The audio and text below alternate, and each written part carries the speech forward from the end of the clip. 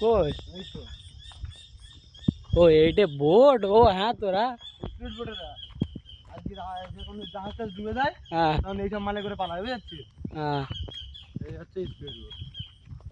এ ও কি করতে ও না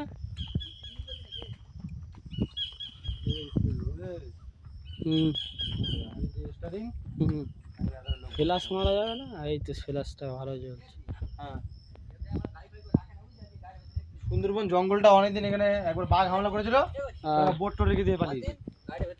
বাপরে হ্যাঁ গাড়িটা ওখানে রাখে না গাড়ি টাড়ি কেউ বুঝলেন তুললাম না অনেক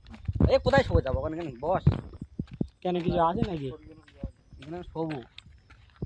এইটা কি এই যে দূরবীন না এটা এইটা হচ্ছে গাড়ির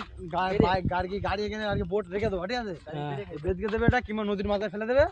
এইটা নদী আছে এটা নদী আছে নদী মানে সুন্দরবন নদী এটা। ও ওপারে গেলেই বাঘ পাবি এপারেও বাঘ পাওয়া যায় কিন্তু কম মাঝে মাঝে এখন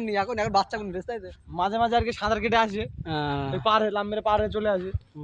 আর না তো ওপারে গেলে তুমি একেবারে কিন্তু এই নাম্বারটা কি কারণে 75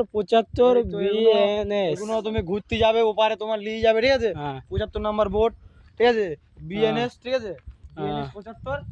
এ তোমাকে নিয়ে যাবে একদম আর কি বাঘের কাছ থেকে ঘুরিয়ে আনবে। ও এই বিষয় হ্যাঁ এও নিয়ে যাবে এইসব বোটগুলো সব নিয়ে যাওয়ার জন্য জনগণকে বাঘ ভালুক দেখে। ক্যামেরাম্যান ফোকাস করো ধরো আমগো সুন্দরবন ওয়েলকাম টু সুন্দরবন হ্যাঁ ওয়েলকাম টু সুন্দরবন চলো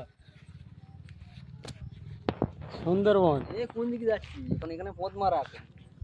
5 মিনিট রেস্ট দে বস তুই জাতি বালি বানাচ্ছে এরা